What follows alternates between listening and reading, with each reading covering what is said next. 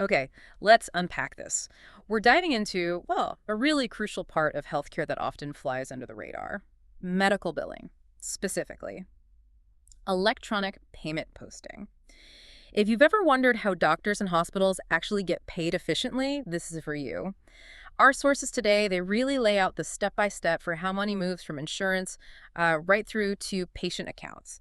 Our mission here is to kind of demystify this whole flow and see why it's just so vital for keeping healthcare running. So if we're tracing this digital payment journey, what's the very first step? Where does it all begin? It all kicks off with something called an electronic remittance advice. You might hear it called an ERA. Think of it like the digital, super detailed version of that explanation of benefits, the EOB you might get from your insurance. Ah, right, the EOB. Got it. So it's the electronic version of that. Exactly. And what's really key here is that the ERA isn't just some random file. It's highly standardized.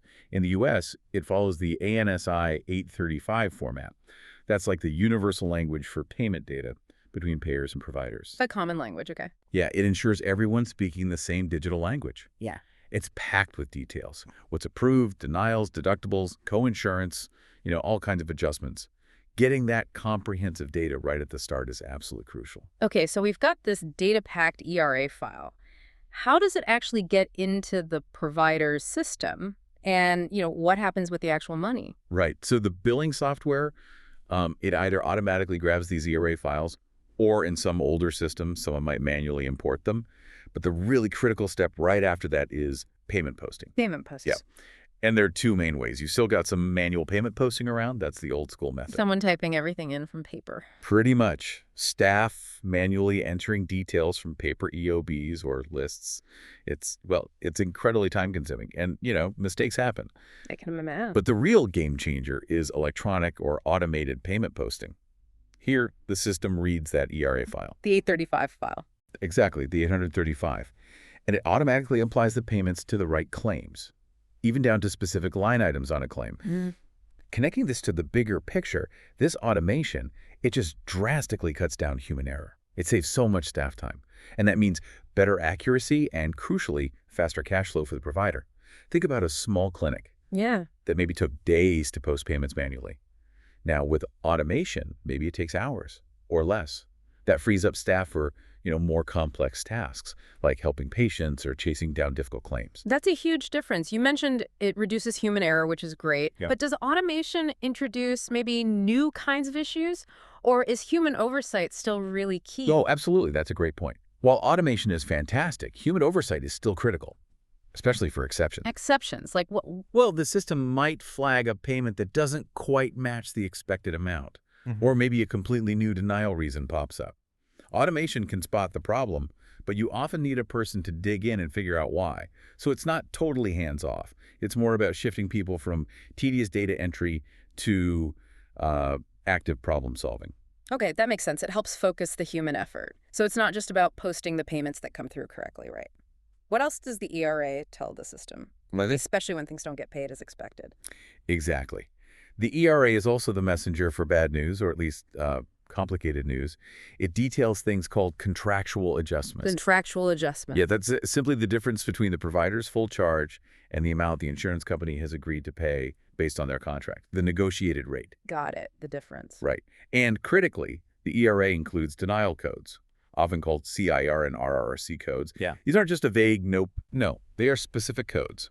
They pinpoint exactly why a claim line was denied, or maybe just partially paid. Could be anything: missing referral, service not covered, coding mistake. So you know why it was rejected. Precisely. And that precision is vital. It tells the billing team exactly what needs fixing for an appeal or a resubmission. So these denials, they get automatically flagged by the system and usually sent to a dedicated team.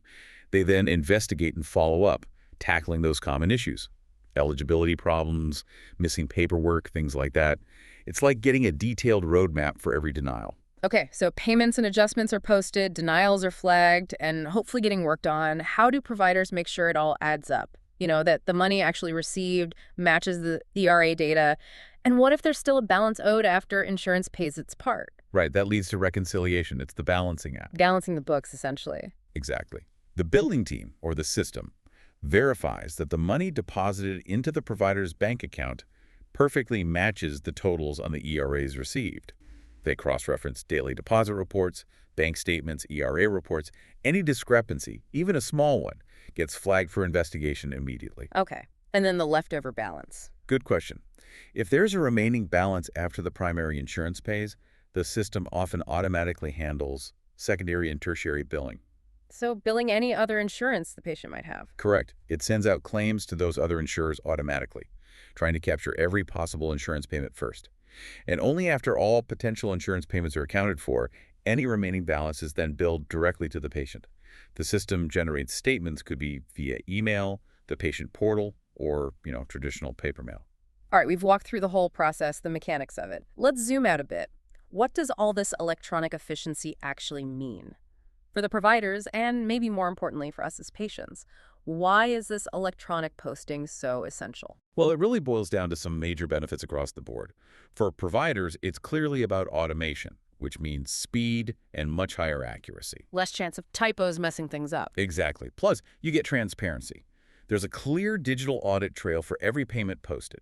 And because this data is integrated into their systems, it helps providers make better financial decisions. For you, the patient, this efficiency behind the scenes can mean, potentially, lower administrative costs baked into healthcare prices. It also means your account gets settled faster and more accurately. So faster resolution, fewer confusing bills, hopefully. That's the goal. Ultimately, electronic payment posting is just essential for improving how healthcare operates financially. Fewer errors, faster reimbursements, it helps keep the lights on and the whole system running more smoothly. Oh, and those detailed reports generated are also super important for audits and compliance. Keeps everything transparent and above board. So here's where it gets really interesting, I think. Understanding a process like electronic payment posting, it isn't just about the technical steps. It's really about seeing how technology streamlines these absolutely critical background operations. Operations that affect everyone, from the biggest hospital down to your local doctor's office. So next time you glance at a medical bill, maybe think about this sophisticated behind-the-scenes data bands that ensures the whole system, keeps moving.